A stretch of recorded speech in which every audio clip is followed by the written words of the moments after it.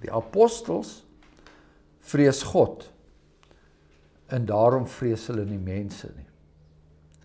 Die raadslede vrees mense, omdat hulle nie God vrees nie. Presies net die teenoorgestelde.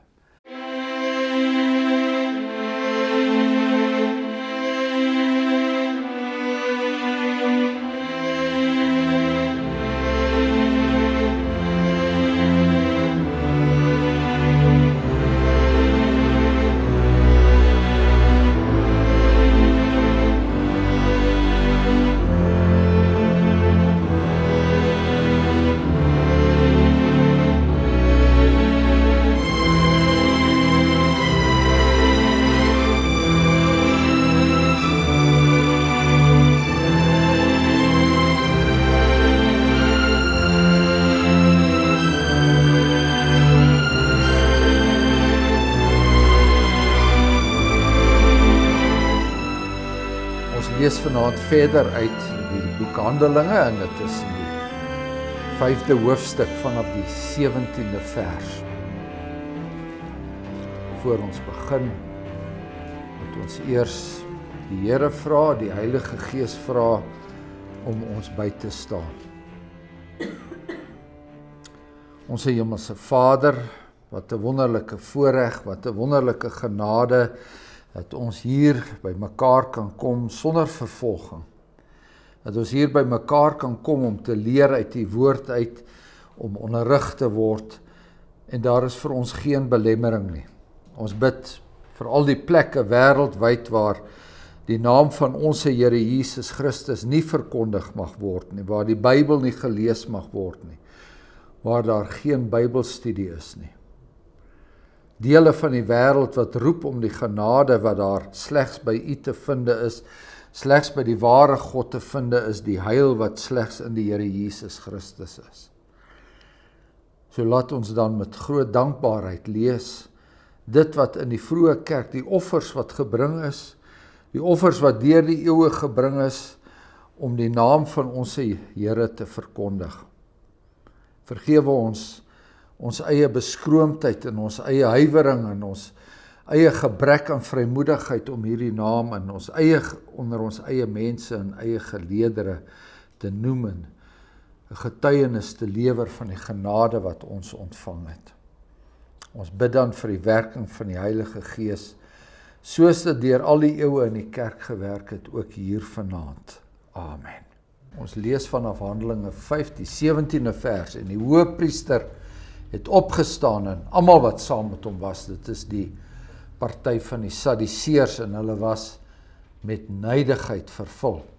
En hulle die hande aan die apostels geslaan en hulle in die openbare gevangenis gesit. Maar 'n engel van die Here het in die nag die deure van die gevangenis oopgemaak en hulle uitgelei en gesê, gaan heen, staan en vertel in die tempel aan die volk al die woorde van hierdie lewe. En hulle het geluister en vroeg in die môre in die tempel gegaan en begin leer. Maar die hoëpriester en die wat saam met hom was, het gekom in die raad en al die oudstes van die kinders van Israel by mekaar geroep en hulle het na die gevangenis gestuur om hulle te gaan laat haal. Maar toe die dienaars daar kom, het hulle hul nie in die gevangenis gekry nie. En hulle het omgedraai en berig gebring en gesê, die gevangenis het ons in alle sekerheid toegesluit gevind en die wagte het buite gestaan voor die deure, maar toe ons oopmaak, kry ons niemand daar binne nie. Toe die hoëpriester en die hoofman van die tempel en die owerpriesters hierdie woorde hoor, was hulle daarmee verleë wat nou hiervan sou word. En daar kom een en bring aan hulle berig en sê, kyk die manne wat julle in die gevangenis gesit het, staan in die tempel en leer die volk. Daarop gaan die hoofman met die dienaars en bring hulle, maar nie met geweld nie, uit vrees vir die volk, dat hulle gestenig sou word. Hulle het hul dan gebring en voor die raad gestel En die hoëpriester het hulle gevra gesê, het ons julle nie uitdruklik verbied om in die naam te leer nie? En kyk, julle het Jerusalem met julle leer vervul. En julle wil die bloed van hierdie man op ons bring. En Petrus en sy apostels antwoord en sê, ons moet aan God meer gehoorsaam wees as aan die mense. En hierna gee die apostel Petrus 'n kort preek, baie in lyn met dit wat hy tot dusver gedoen het in die boek Handelinge. Die God van ons vaders het Jesus opgewek, wat julle omgebring het deur hom aan 'n kruishout te hang. Hom het God as leidsman en verlosser deur sy regterhand verhoog, om aan Israel bekering en vergifnis van sondes te skenk. En ons is sy getuies van hierdie dinge. En ook die Heilige Gees wat God gegee het aan die wat hom gehoorsaam is. Toe hulle dit hoor, was hulle woedend en wou hulle om die lewe bring. Maar 'n fariseer met die naam van Gamaliel, 'n leraar van die wet wat by die hele volk hoog in aansien was, het in die raad opgestaan en bevel gegee dat hulle die apostels 'n bietjie buitentoe moes bring. Toe sê hy vir hulle, Israeliete, pas op wat julle gaan doen met hierdie manne. Want nie lank gelede nie het Theudas opgestaan en gesê dat hy iets besonders was. By hom het 'n aantal mense omtrent 400 aangesluit. Hy is gedood en almal wat na hom geluister het is uitmekaar gejaag en het tot niet geword. En na hom het Judas die Galileër opgestaan in die dae van die inskrywing en 'n aansienlike getal mense afvallig gemaak agter hom aan. Hy het ook omgekom en almal wat na hom geluister het is verstrooi. En nou sê ek vir julle, bly af van hierdie manne en laat hulle staan, want as hierdie voorneme uit die werk van mense is, sal dit vernietig word, maar as dit uit God is, kan julle dit nie vernietig nie. Dat dit nie miskien bevind word dat julle selfs teen God stry nie.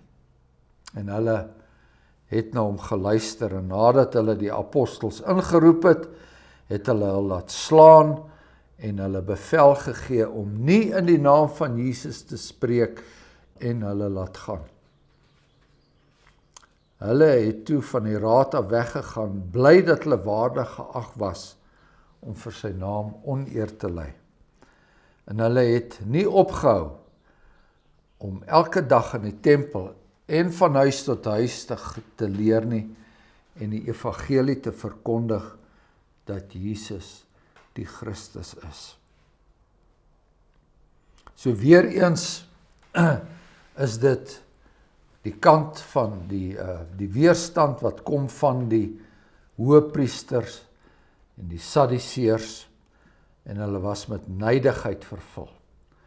So ons sing in Psalm 68, die Heer sal opstaan tot die stryd. So hier kry mens nou ook dieselfde uitdrukking, opgestaan, met ander woorde, gaan oor tot aksie. Daai mense, ons het vir hulle gesê, hulle moenie die Here Jesus Christus se naam verkondig nie, en hulle doen dit alweer, daar in die tempel, en die woorde het by hulle uitgekom, die Sadduseërs, die hoëpriester, staan op, ons gaan nou optree, hulle is met nydigheid vervul. Die nydigheid is vanweë die feit dat hulle belange bedreig word. Hulle is die toonaangewende leiers van die volk, hulle word deur die Romeine herken en deur baie in die volk herken en nou is hier mense wat die Here Jesus Christus verkondig en dit neem van hulle, baie van hulle eer en van die status wat hulle het ontneem dit, hulle is nydig daaroor, hulle kan dit nie vat dat hier 'n beweging is wat in kompetisie is met hulle nie. So aan die een kant het jy die apostels wat vervul is met die Heilige Gees en hier het jy die Sadduseërs wat vervul is met nydigheid. En die hande aan hulle geslaan en hulle in die openbare gevangenis gesit. En dan by vers 19, weer eens die goddelike maar, wat ons dwarsdeur in die Bybel kry. Die goddelike maar is, die mens doen dit, hy beplan dit, hy voer dit uit so, maar God. Jy kry dit van Genesis af dwars deur die Bybel, die goddelike maar. Die mens wik, maar God beskik. En in hierdie geval beskik hy 'n engel. 'n Engel van die Here het in die nag die deure van die gevangenis oopgemaak en hulle uitgelei. Wat nogal ironies is, want die Sadduseërs, ons weet dit, het nie aan engele geglo nie. Hulle het nie geglo dat daar so iets soos engele was nie. Baie westerlinge glo natuurlik ook nie aan engele nie. En ander probeer iets van hulle te maak wat hulle nie is nie. Maar daar word so mooi in die brief van die Hebreërs vir ons 'n perspektief geskets van engele. En natuurlik ons belydenis skrifte, ook die Nederlandse geloofsbelydenis. Hoe moet ons oor engele dink? In die brief van die Hebreërs stel dit baie duidelik dat engele is dienende geeste wat God uitgestuur het ter wille van God se uitverkorenes. So hy bring sy boodskap na die mens toe, sodat die mens kan lewe, sodat die mens verstand kan kry. Engel in die Ou Testament beteken gestuurde of boodskapper, Nuwe Testament dieselfde gedagte, gestuurde, maar ook tree op ter wille van God se uitverkore kinders. In die boek Daniël is daar baie mooi beskrywing van die engele magte wat aan die werk is. Nou, ek gaan nou nie 'n lang lesing gee oor engele nie, maar net 'n gedagte hou, hier is dit ter wille van God se evangelie en ter wille van God se kinders wat in die gevangenis is, dat God engele stuur. In Handelinge 16 het God 'n aardbewing bewerkstellig. Dieselfde effek gehad dat die apostel Paulus los uit die gevangenis kon stap. En die engel het 'n boodskap vir hulle, gaan doen presies dit wat julle nou tot die hele tyd gedoen het. So die Sadduseërs en die Fariseërs, die Joodse raad sê, bly stil. Die engel sê, gaan, praat, moenie ophou nie. Ons sal dit telkens weer in die boek Handelinge teekom, praat. Vir Paulus in Handelinge 18, wanneer hy bevrees raak, dan kom die Here Jesus en sê vir Paulus, gaan, verkondig, praat. In die tempel, daar waar die mense bymekaar kom, daar waar die volk bymekaar kom, daar waar hulle tot dusver geleer het, en daar waar die Here Jesus Christus ook geleer het, daar is die plek om met die mense te gaan praat, die woorde van hierdie lewe. So, die Here Jesus Christus, wanneer hy verkondig het, is dit die woorde van hierdie lewe. Dit is wat ons nodig het om te lewe. Nou hulle doen dit toe, vroeg in die môre. Maar die hoëpriester, nou hier is nou weer die ander kantste maar, hulle wat nou hulle eie planne gehad het, hulle kom nou agter dat die apostels is nie meer in die gevangenis nie. Wat interessant is vers 23, die gevangenis het in ons in alle sekerheid toegesluit gevind. Met ander woorde, die engel het gekom, die deur oopgesluit, die apostels is uitgelaat, en heel beleef sluit die engel weer die deur toe. So, alles lyk mooi soos dit was. Die wagte het buite gestaan voor die deure, niemand kry nie. Nou toe hulle hierdie woorde hoor, was die owerpriesters, was hulle daarmee verleë, wat nou hiervan sou word. En weer eens dink hulle in terme van hulle openbare beeld. Wat sal die mense sê? Almal weet ons het hierdie mense nou gearresteer, is dit Jerusalem praat daarvan, maar hulle is nie, wat gaan nou hiervan word? Maar nou nog erger, en dit is wat hulle nou verneem, is dat hulle doen presies dit wat hulle nie moes doen nie. Hulle het gegaan weer na dieselfde plek toe, en weer die mense begin onderrig. En daarop gaan die hoofman en die dienaars en bring hulle, maar nie met geweld nie. Die apostels vrees God, en daarom vrees hulle nie mense nie. Die raadslede vrees mense, omdat hulle nie God vrees nie. Presies net die teenoorgestelde. So uit vrees vir die volk, word hierdie mense nou weer saggies teruggebring voor die Joodse raad. Dat hulle gestenig sou word. En met ander woorde, hulle is so bang, dat hulle die skares nou teen hulle kan draai, want hierdie apostels het groot gewildheid, 'n groot aanhang, het hulle nou daar in die tempel alreeds, het hulle mense om hulle gehad, so hulle moes baie versigtig wees. Hulle het hulle dan gebring en voor die raad gebring. Hulle word ingebring as gevangenes, maar inderdaad is hulle die wat vry is. Die gevangenes is die mense wat hulle daar ondervra. Het ons julle nie uitdruklik verbied om in die naam te leer nie. En julle wil die bloed van hierdie man op ons bring. So hulle haat en hulle neidigheid is van so 'n aard, dat hulle nie eers die naam van die Here Jesus Christus wil noem nie. Hierdie man, hierdie naam, ek moenie oor hom praat nie, daar's nie, hulle wil nie eers sy naam op hulle lippe neem nie. En die implikasie van die prediking, die hele Jerusalem is met hulle leer verval.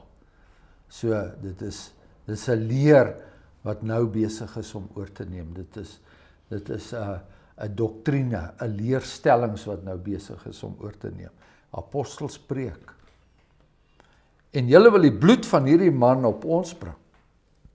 Nou is dit baie ironies, want ons weet dat tydens die verhoor van die Here Jesus Christus voor Pilatus, het hulle op 'n stadium gesê, laat sy bloed op ons en ons kinders kom.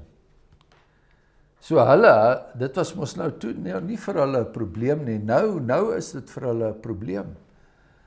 Dat elke keer wanneer Petrus opstaan en sê, maar julle het hierdie man gekruisig. En die volk saam gaan die verantwoordelikheid dra van dit wat hulle gedoen het. Nou is die geleentheid, bekeer julle tot die Here Jesus Christus, want natuurlik met sy wederkoms sal dit verskriklik wees as hulle daardie genade nie aangryp nie. En dan weer eens die woorde wat ons al reeds gehoor het, ons moet aan God meer gehoorsaam wees as aan mense. Baie belangrik dat ons nou tweede keer hier in die boek Handelinge daardie woorde teekom, en ons het verlede keer daaroor gepraat, ons gaan nie weer daaroor praat nie, die grense, die grense van die owerheid, en dit wat verwag word van God se kinders. Ons is gehoorsaam aan die owerheid, ons is nie opstandig nie, ons wil vrede hê, ons wil rustigheid hê, dit skep 'n atmosfeer waar die evangelie uitgedra kan word. Ons eerbiedig die owerheid soos die apostel Paulus in Romeine 13 sê, en soos Paulus sê in 1 Petrus 2, ons is onderdanig, ons stel 'n voorbeeld wat dit betref, maar wat die verkondiging van die woord betref, het die owerheid geen seggenskap nie. Nooit. So dit is net daar waar die grens getrek word. Die God van ons vaders het Jesus opgewek. Nou, weer as hy sê ons vaders, betrek hy sy gehoor. Hy betrek die mense, want dit is almal se vaders. Die God van ons vaders. Maar die God van ons vader het Jesus opgewek. En daarmee en ons het dit in Petrus se eerste preek, daar in die Handelinge 2 het ons dit al gehoor, daardeur het God hom regverdig verklaar. Julle het hom doodgemaak, omdat julle sê hy verdien die dood. God wek hom op, omdat hy nie die dood verdien nie. God het hom opgewek. Julle wat julle omgebring het, deur hom aan die kruishout te hang. Gebruik weer die uitdrukking, leidsman, die een wat voorgegaan het, verlosser, Sy naam is Jesus, beteken verlosser, deur sy regterhand verhoog om aan Israel bekering en vergifnis van sondes te skenk. Dit is maar dieselfde patroon wat Petrus elke keer volg in sy prediking. En ons is sy getuies.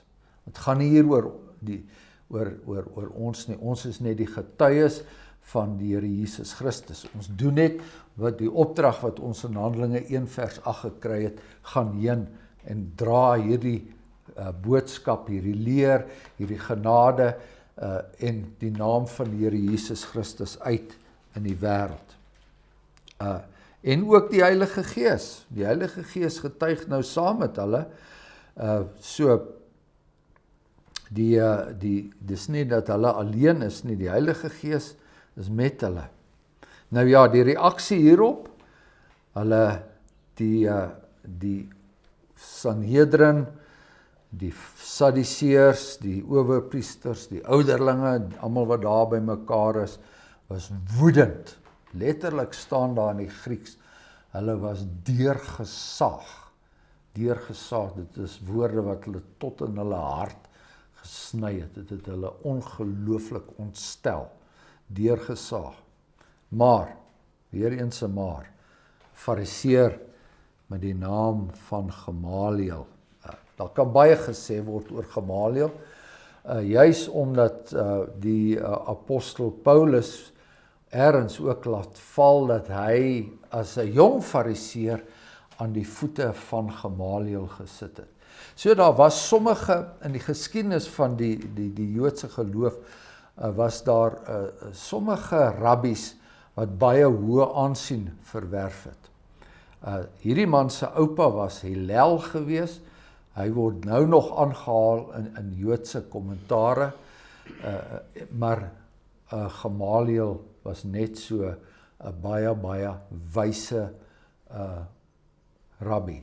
En na aanleiding van wat hy hier sê en wat Lukas vir ons opgeteken het, baie nou al gesê of gewonder of Gamaliel nie ook maar op jou einde gelowige geword het of was soos Nicodemus of Josef van Arimatea nie, en Paulus toe later self geword het nie, maar dis alles spekulasie. So ons bepaal ons net deur wat hier te sê, die Here lei hierdie man om vir hulle raad te gee en vir hulle te sê, hoor hierso, kom laat ons nou nie hierso te opgewonde raak oor hierdie saak nie. As hierdie beweging, as dit is soos so baie ander bewegings al in die verlede was, en ons weet dat die Joodse volk was gedurig in beroering vanweë die onderdrukking van die Romeine, en daar kort was daar sulke opstande gewees. Dit het uiteindelik gelei tot die groot opstand wat in die jaar 70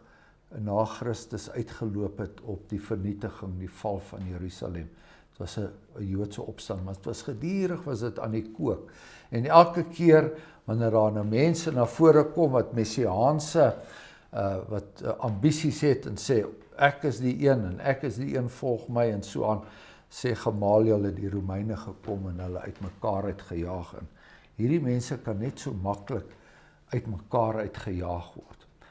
Dat hulle opstandelinge was en dat hulle 'n oorlog kan veroorsaak, dit was een van die redes juis wat die Joodse Raad aangevoer het. Daar in Johannes 11 lees ons dit.